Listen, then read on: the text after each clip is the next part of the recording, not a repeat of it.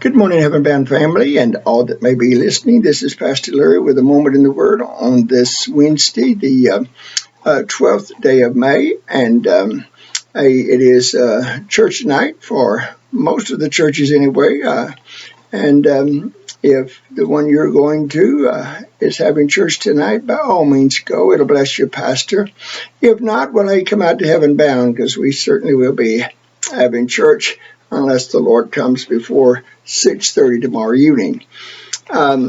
We're talking about the parables of Jesus, the 12 parables, the kingdom of heaven parables found in the book of Matthew. And in chapter 13, verse 33, we look at the fourth of the parables. It says, "Another parable spake he unto them, the kingdom of heaven is likened unto leaven, which a woman took and hid in 3 measures of meal, till the whole was leavened." Just about 30 words there in this parable, just one verse. And what is Jesus teaching here?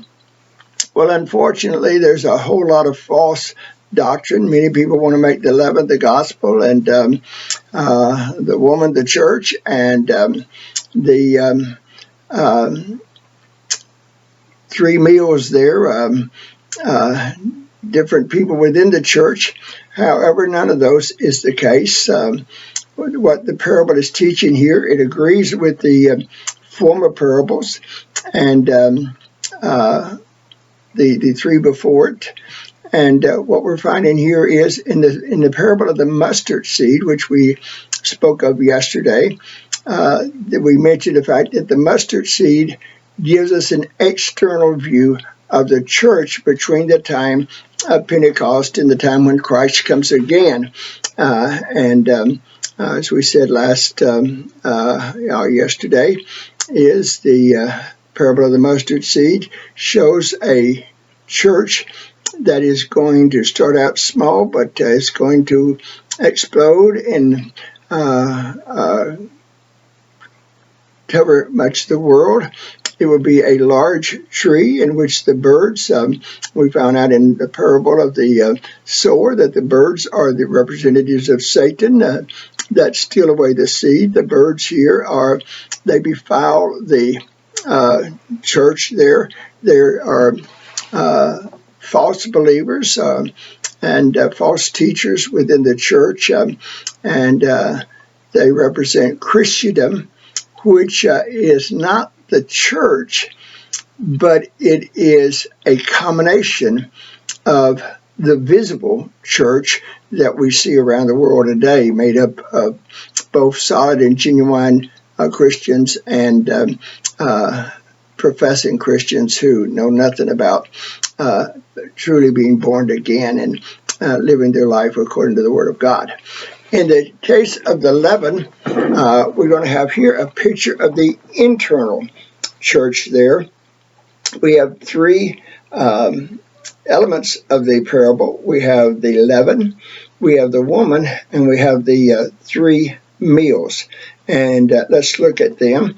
As we said a while ago, a lot of people interpret the leaven as the gospel there. This cannot be. Because all throughout the Old Testament, as well as the New, leaven represents evil. Paul tells us that a little leaven leaveneth the whole lump.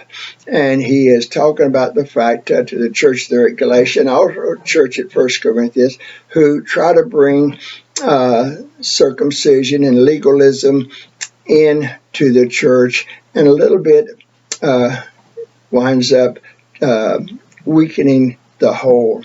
And if we go back to the Old Testament, no leaven could be offered up with a sin offering there at Pentecost, or at back in Egypt at the first celebration of the Passover there, as the children of Israel got ready to leave Egypt, to come out of Egypt there.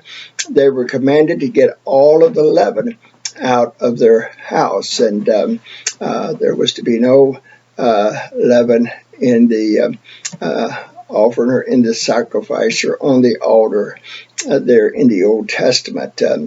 And so all throughout the Bible, leaven represents that fermentable element that brings about fermentation, and it befiles or it corrupts anything that it comes in contact with.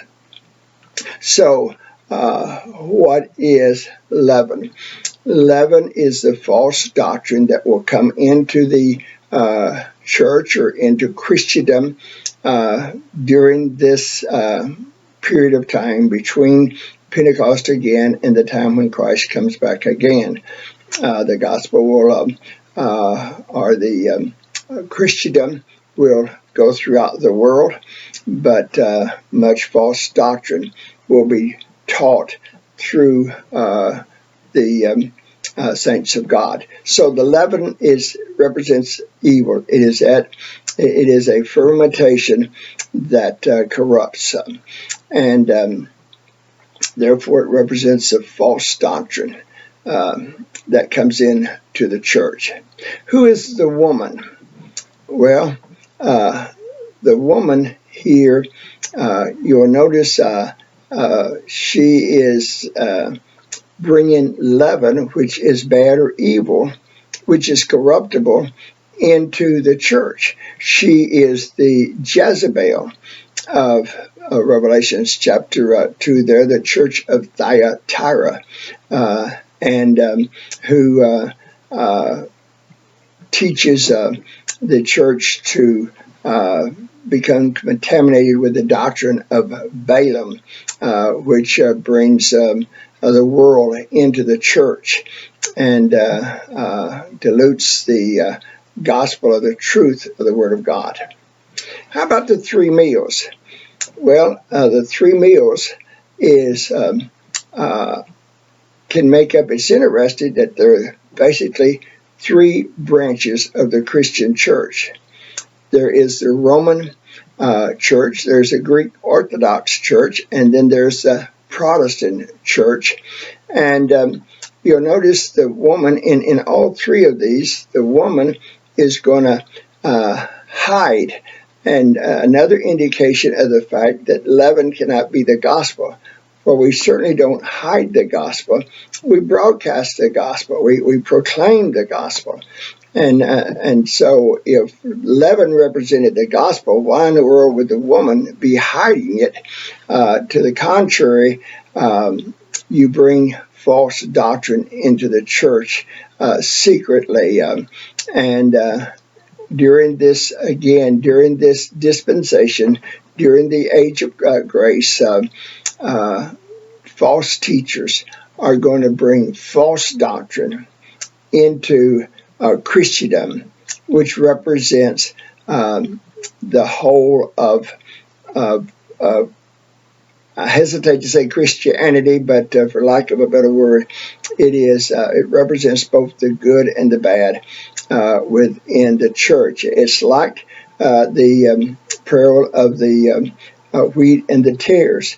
Again, same principle there. The wheat represents they are the good seed, but then they are contaminated. They are the Satan comes and sows tares of false doctrine, and the tares and the wheat mingle together. And so around the world, you have the doctrine of Christianity taught in its purity and in its corruptibleness. It is both bad and it is good.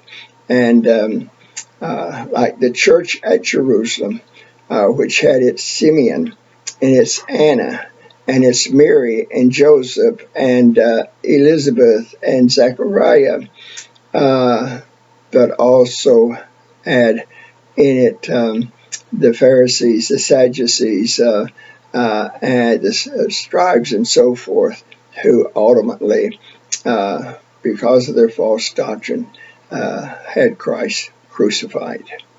So the purpose of the 4 parables, the sower that goes forth to sow, he sows the good seed, but it winds up either totally neglected as the seed by the wayside, or it springs up momentarily, but because it has no roots, because of persecution, it withers and dies. The soil of the thorny soil there, which again springs up, but because of the cares of this life, because of the pleasures of the world, and because of the love of riches, the gospel is choked out in the lives of many who profess Christianity.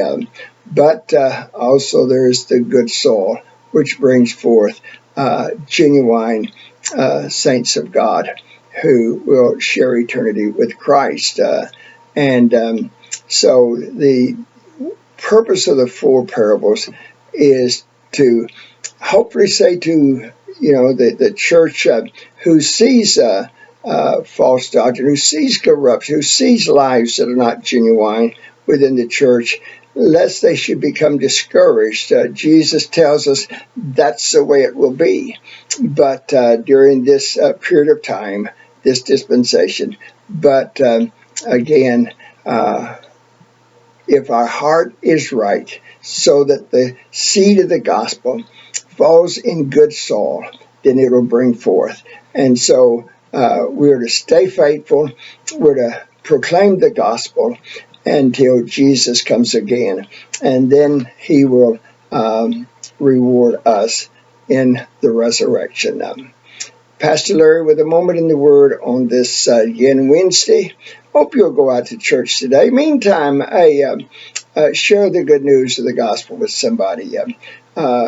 Speak of Christ and of his love, and it will bless those you're speaking to. It'll bless you. It'll bless God, and God will bless you in turn. Have a blessed and wonderful Wednesday.